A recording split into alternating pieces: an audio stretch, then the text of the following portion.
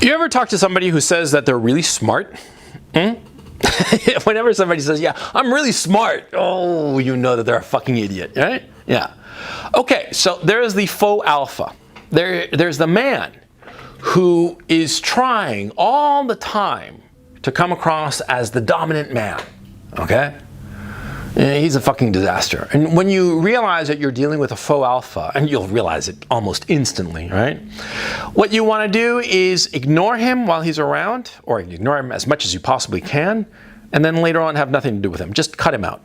You don't need such losers in your life. And faux alpha guys are losers, indisputably. And let me explain why. First of all, let's define what a faux alpha is. A faux alpha is a man who, when you meet him, will do all kinds of idiocy to come across as dominant. Like, for instance, one of the things I've noticed all the time these fuckers do that drives me off the fucking wall is that when you shake their hands, they'll squeeze it really hard, almost trying to break your fucking hand.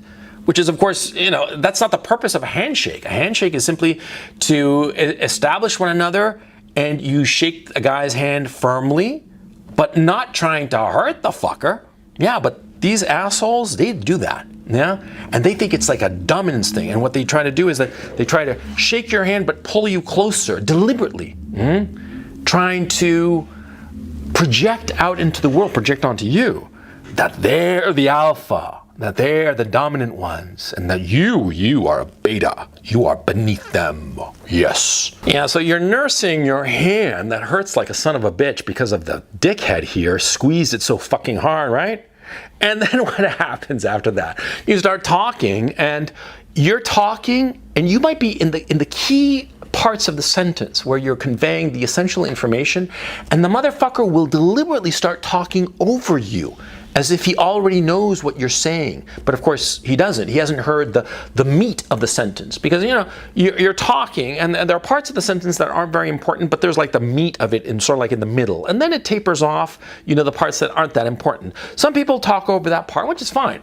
But these assholes, these faux alpha, will deliberately start talking over you right when you're conveying the crucial information. See? And it's a power move.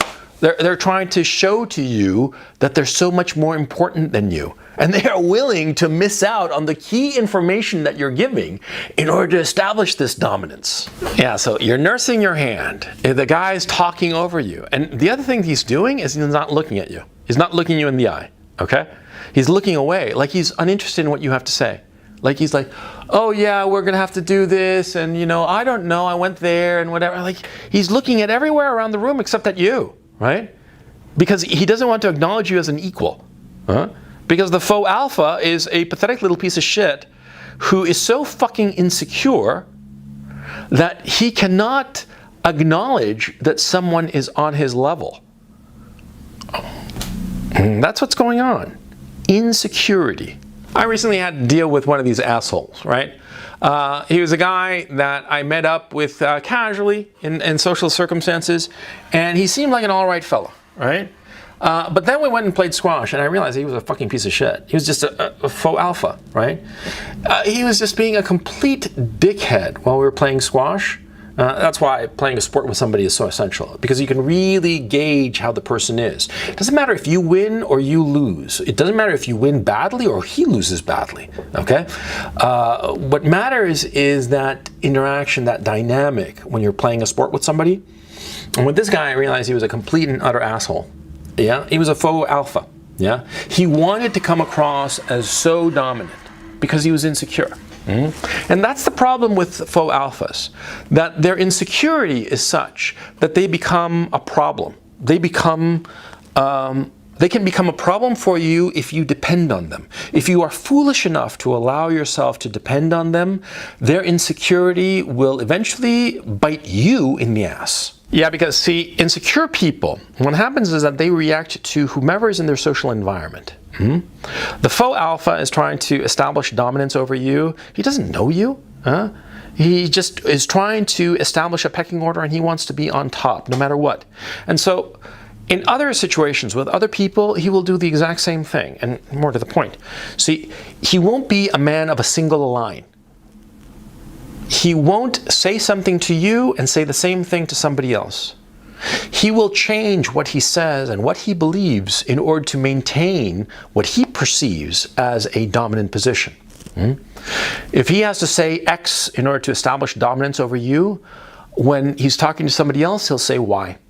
He'll say something completely different. And therefore, if you depend on him, if you are interacting with him in a business situation or any kind of situation at all, and you wind up depending on him, counting on him to do something, it is very possible, indeed likely, that he will fail to do it if it doesn't conform to some other hierarchy that he is struggling to position himself with.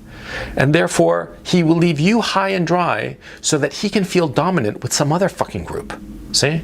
That's what this asshole will do. See, you're talking about a faux alpha. I've been talking about faux alpha, but what's a real alpha? Well, first of all, there is no such thing as an alpha, okay? This is just stupid, okay? There's no alphas, there is no betas. There are guys who are more dominant than other men, okay? But like brains, there's always somebody more alpha. You think that you're smart? I'm sure you are, but there's a bunch of other fuckers who are smarter than you. It's inevitable, man. Okay? You think you're pretty dominant? There's going to be some other fuckers who are more dominant than you. They have a bigger personality. They have a stronger personality, just more, okay? And above those guys, there are going to be some other guys. I mean, that's the way of the world, okay?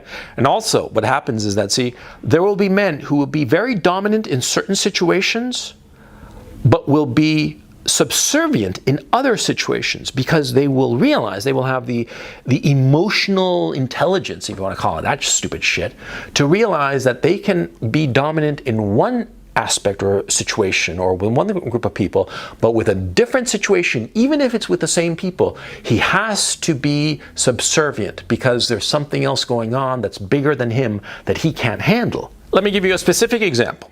There was this banker I knew, a very, very clever customer, a guy whom I respected a lot and totally alpha. I mean, that motherfucker was all kinds of alpha. He was like, not merely that his physical presence, he was like 6'2" or something like that. Good-looking guy, even though he was like balding, but he was like good-looking, you know? And he was like, he must have been this time like 40, 42, something like that.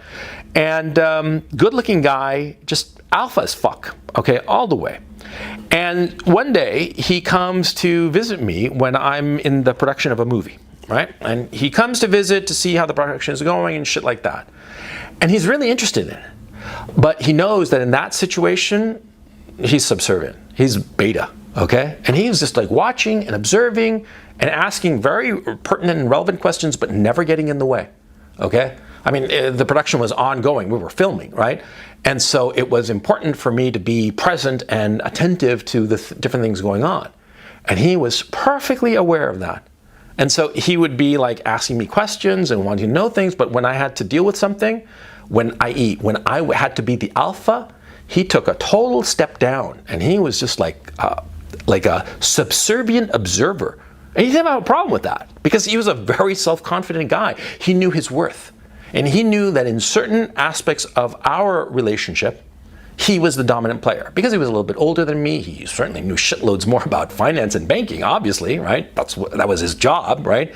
So he was far more dominant, far more alpha than me in certain areas of our relationship, right? But when he came to visit me and what I was good at, what I was dominant at, what I was alpha at, he knew that he had to take a step back. He knew it, and it was not a problem for him. And he didn't act or he didn't have any kind of problems with it, okay? But the faux alpha guy will never be able to do that. A guy who had been a faux alpha in the same situation would have tried to make it all about him. And he would have started like telling me what to do and shit like that and acting like he's the big boss, even though he didn't know a fucking thing about movie production, right? You see the difference? The faux alpha wants to be the center of attention in every fucking situation. The real guy who's an alpha, he knows that he's alpha in limited purviews, okay? So he's not going to try to act alpha in places that he's not alpha because he knows who he is, see? In aspects or purviews or situations where he really knows what he's doing, he'll be the alpha. He'll be the guy in control. But in situations where he doesn't know shit and he's basically an observer, he will very confidently step back and he won't feel he won't feel himself to be a lesser man, because he knows that in this given situation right now, he just doesn't know shit, and so he's just going to step back and be the beta. See? And this is an important lesson for you as to when to act alpha and when to step back and realize no. See, the tragedy is that so many young guys today, millennials, Zoomers, and whatnot, they step back when what's going on is something that they actually know, when they are the alpha in that particular environment or situation. See, so many young guys, and not so young guys, a lot of guys of my age, Generation X, they feel they've been socialized into believing that they cannot have a definitive point of view, that they should not establish dominance in areas that they are actually dominant and knowledgeable in. It's the weirdest fucking thing, but our society has done this. That a lot of guys who are very capable and very competent, they shut up and don't talk when some utter and complete fool, some total imbecile, starts talking about an area or a subject matter that they know intimately and are in fact experts at. That is, they defer to the faux alpha.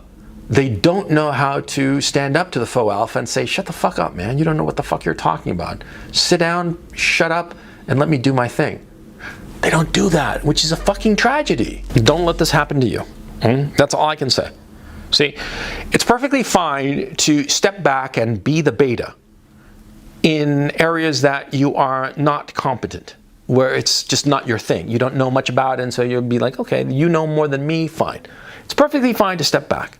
But in areas where you know what you're doing, when you're a possible expert at it, step forward, step up. Don't be a fucking pussy. Don't leave room open for some faux alpha. Because the faux alpha is going to make a big fucking mess of the whole fucking situation. And I think that that is one of the big problems that we've been having in our contemporary society. We're all so polite, we're also trying to be so nice and shit, that we're not stepping up and taking control, taking command when we should be. And instead we're allowing these fucking faux alphas, these guys who are fucking losers, who don't know fucking shit about anything, to act as if they do, to take over. Okay, I went a little sociological, political, or whatever the fuck you want to say. But let's talk about the more, pragmatic, practical aspects of dealing with a faux alpha. Bottom line, when you run into a faux alpha, you don't want to have anything to do with a fucker. Once you identify him as a faux alpha, what you do is real simple. You fucking ignore him. You fucking ignore him. And the more you ignore him, the more he's going to demand attention. And the funny thing is that the more he demands attention, the more of a complete dickhead he's going to become. And as he becomes a bigger and bigger dickhead, everybody's going to realize that he's a faux alpha, that he's a fucking idiot. And even he will realize that he pushed his luck and he'll slink away. Okay? That's what happens. So just ignore the faux alpha and you override him. And if he says anything, you say to him, look, motherfucker, I know this shit. Do you? Do you know what you're talking about? You probably don't. So shut the fuck up and do what I tell you to do. And he'll squawk and blow, go on and on like a fucking little bitch, right? And you just ignore him. You just ignore him and he'll go away of his own accord.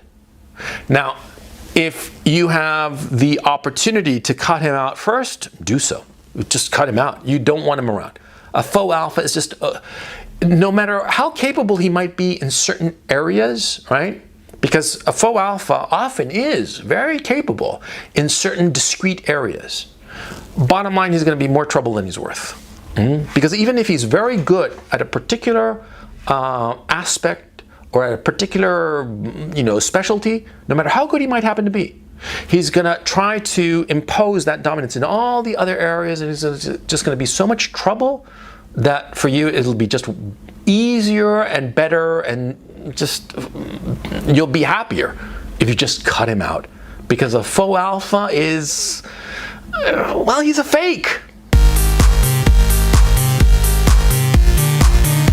Thank you so much for watching. I hope you enjoyed this video, and if you did, please check out my Patreon channel. Link is in the description below.